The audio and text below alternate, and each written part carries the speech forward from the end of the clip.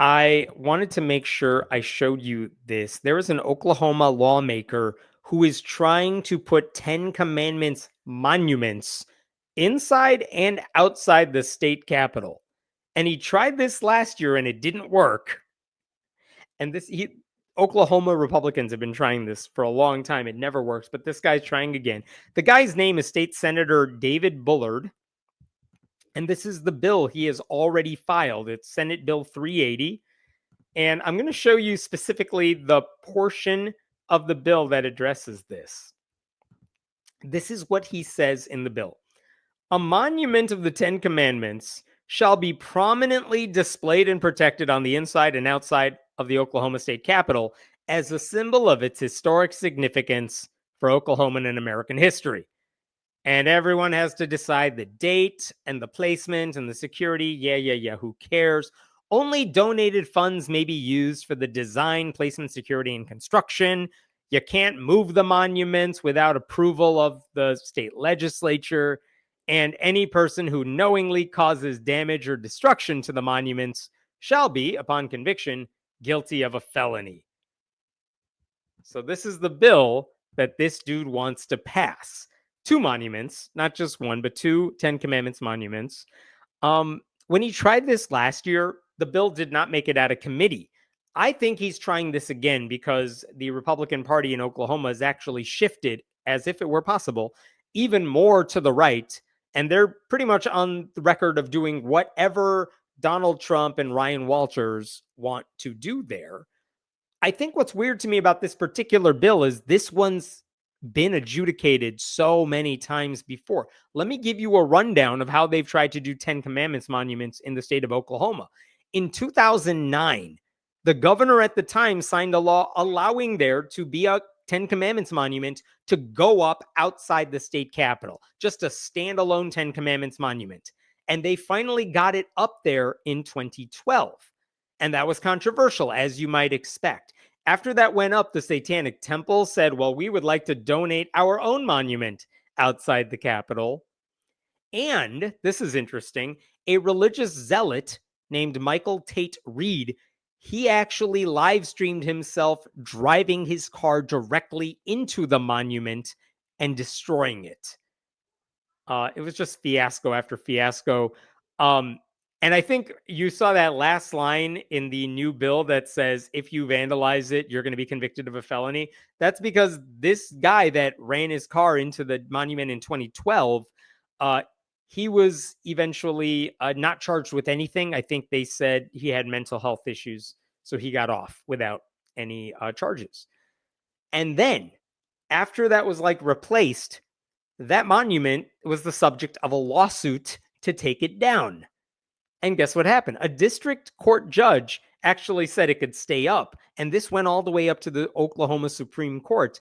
And in 2015, they said, yeah, this standalone 10 Commandments monument is clearly unconstitutional, right? This is obviously promoting religion. It violates the Oklahoma Constitution. It obviously violates the U.S. Constitution.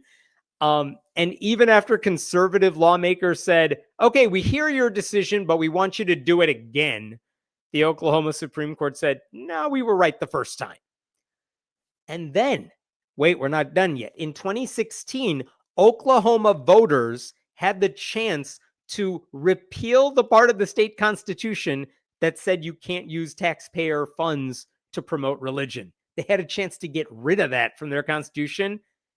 And in Oklahoma, the voters said, no, you should keep that in there. We don't want taxpayer dollars promoting religion.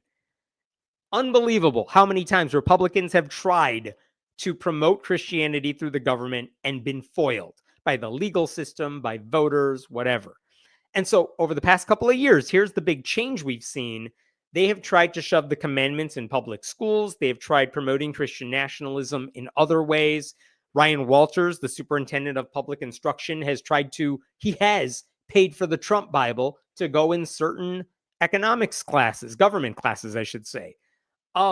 This happens all the time now, so I think that's why they're trying to pass this bill again. Who cares what the law says? The law doesn't matter anymore. We're white Christians. We can get away with anything.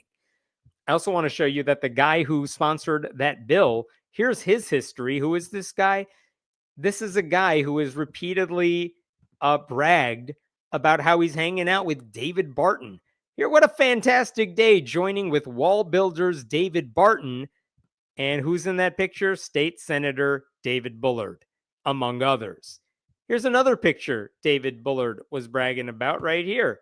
I had the great pleasure of going to the Wall Builders Pro Family Legislators Conference. We have listened to David Barton, Glenn Beck, and many others. Like, this dude just falls for the worst liars in the Christian world, the broader Christian universe, or whatever Glenn Beck is these days. I don't think it's Mormon anymore, is it? I don't know. But this is what the guy is listening to, who the guy is taking advice from. So, of course, he wants to do this. I think last year when he tried to pass this bill, he argued that the Ten Commandments monument had historic significance for Oklahoma. But that's a lie. Our nation wasn't built on Christianity. It was built in spite of Christianity and with an emphasis on religious freedom, right? As the saying goes, the word religion appears twice in the U.S. Constitution, and both times it is preceded by the word no. And Oklahoma state constitution is even more strict.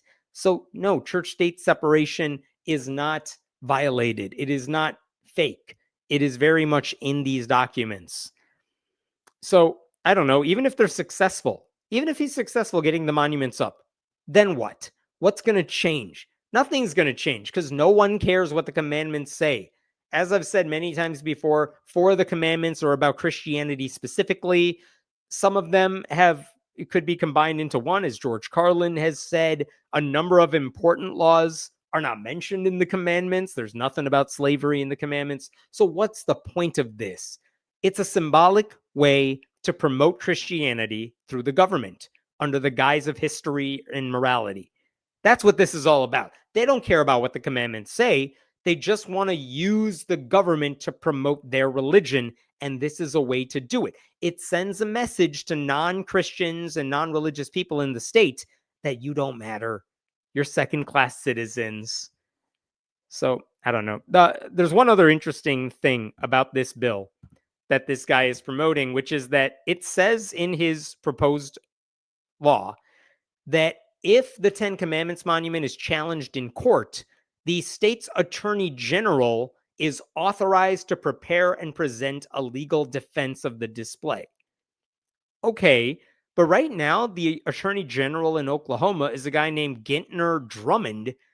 And even though he's a Republican, he has been a surprising defender of church-state separation in recent years. Do you remember in Oklahoma when they passed a policy allowing a Catholic charter school to receive taxpayer funding? Well, there was a lawsuit over that. That went in front of the Oklahoma Supreme Court.